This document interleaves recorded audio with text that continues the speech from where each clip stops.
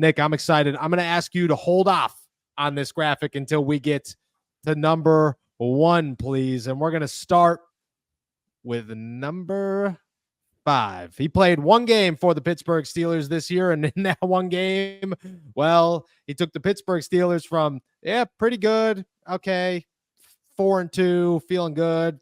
Maybe you should start Justin Fields, to Mike Tomlin, smiling right at Brandon Marshall and going, that's why I'm highly compensated. Thank you. And getting up and leaving. Number 5 is none other than Dangerous Russellmania, Mr. Unlimited himself. Russell Wilson comes in here at number 5. This is the easiest choice I could have made. If we are going to be very honest, this is the easiest number 5 that could have made its way onto the list. Russell Wilson came in here. He had about 6 bad passes, and then instantly the Steelers offense was 100 times better. Will it last? I have no idea, but it looked real good against the New York Jets, and this team, they were rolling. They had Najee Harris cheesing afterwards. They had George Pickens smiling. They had everybody feeling real good about where this wealth is coming from and how everybody is eating within this offense, and it all starts with the quarterback. We are having Super Bowl level conversations about the Pittsburgh Steelers, and that could all go to waste on Monday. Who knows? But right now, things are very good, and it is largely in part to number 3, the man himself, Danger Russ. Did you see Permanis? Did you see Permanis came out with the sandwich? I did see the Danger Russ sandwich, and I'm going to be in Pittsburgh in a couple weeks, and I'm definitely going to get that sandwich. You should try that with the last night. I had the Rusty milkshake, and it was pretty good.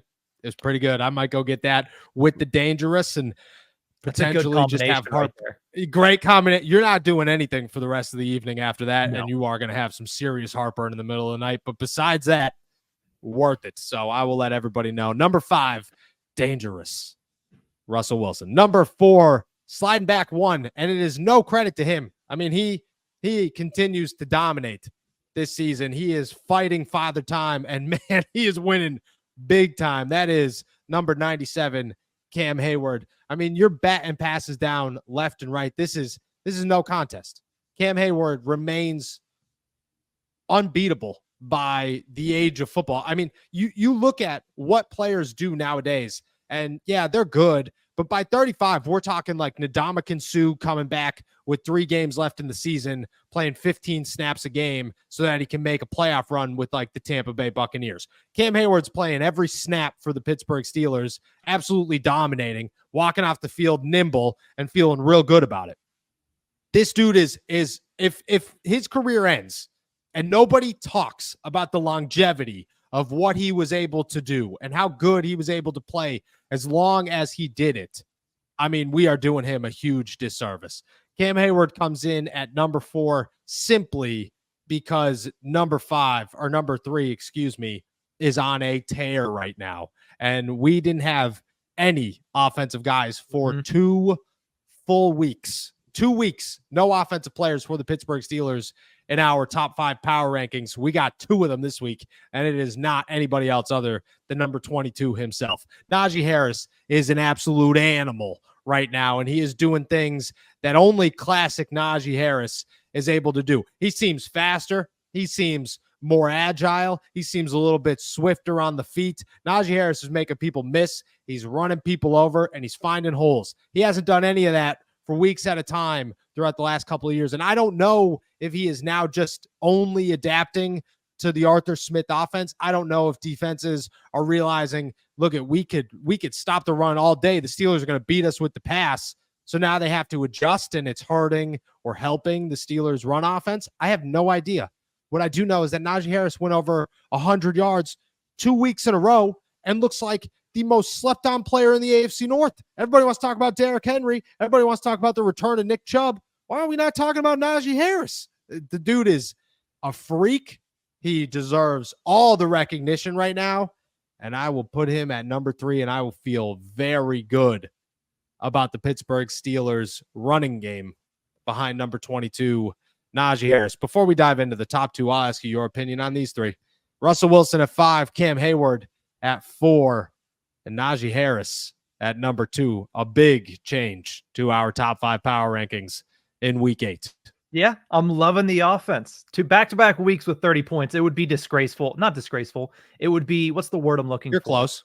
It Disgraceful is would be not a bad word. but it would also be just kind of rude to not put any offensive players in here. After Agreed. 32 points, then 37 points. I believe it was a 400 total yard game on Sunday night for Arthur Smith's offense. So I'm glad that there's some offensive flair in here. I'm glad that there's a little bit of offensive flavor. And I like the fact that Najee Harris is at number 3 because he has been, you mentioned agile, you mentioned quick, you mentioned he's been making people miss.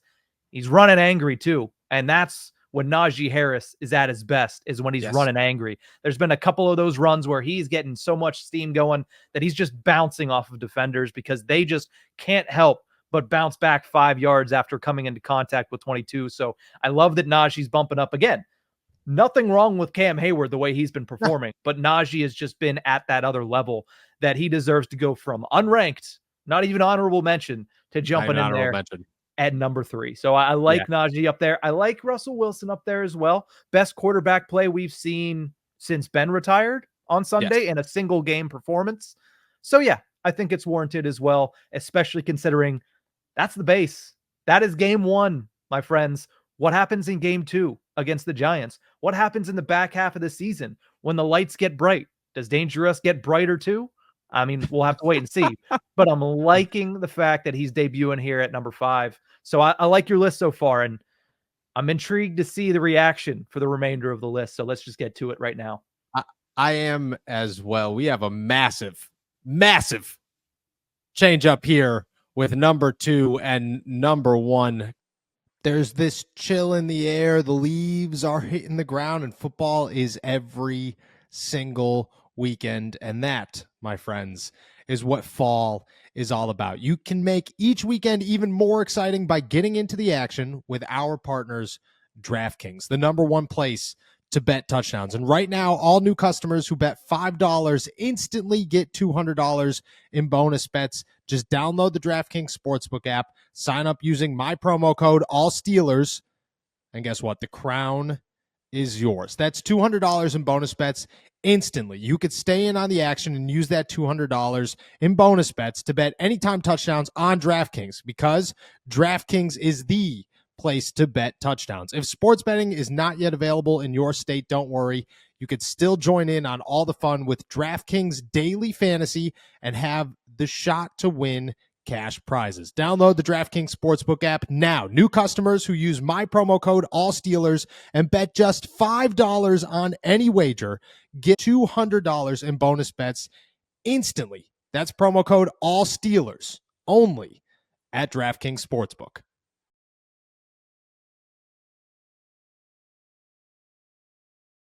Coming in at number 2, one of the greatest Pittsburgh Steelers of all time, a guy who is the heart and soul of not just this defense, but this franchise as a whole, the most notable man in Pittsburgh. I mean, right alongside, we have hit right alongside Sidney Crosby. They are 1 and 2 right there when you come to Pittsburgh athletes and their impact on the teams that they are a part of.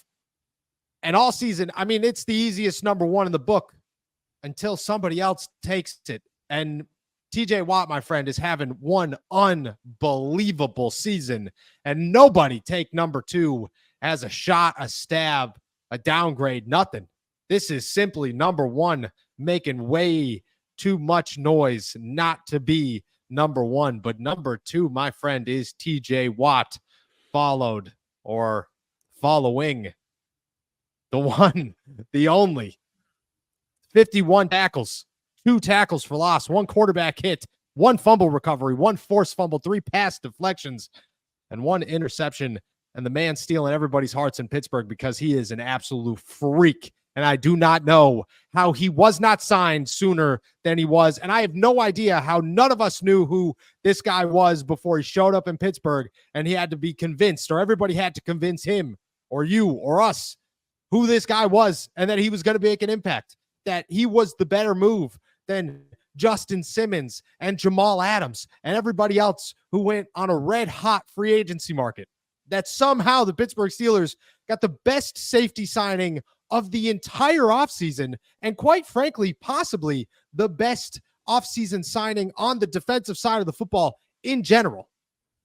Coming in at number 1, no other than Deshon Elliott, surpassing TJ Watt just by 1, because quite frankly, if we're going to be honest, there is no player in Pittsburgh who is playing better right now than Deshon Elliott on a consistent basis. TJ Watt is getting taken out of games. Sometimes he is making massive impacts. At other times, Deshon Elliott is in on every tackle. He is talking more smack than anybody. He is making an impact. He is flying around. He is hitting dudes. And you will be shocked how many times I hear from people throughout the week, yeah, Deshon is just a freak. He is a monster. This dude is the perfect Pittsburgh Steeler. And I mean, I'm upset. The only thing that makes me upset about Deshon Elliott is that the Pittsburgh Steelers had to wait until he was 26 to get him here.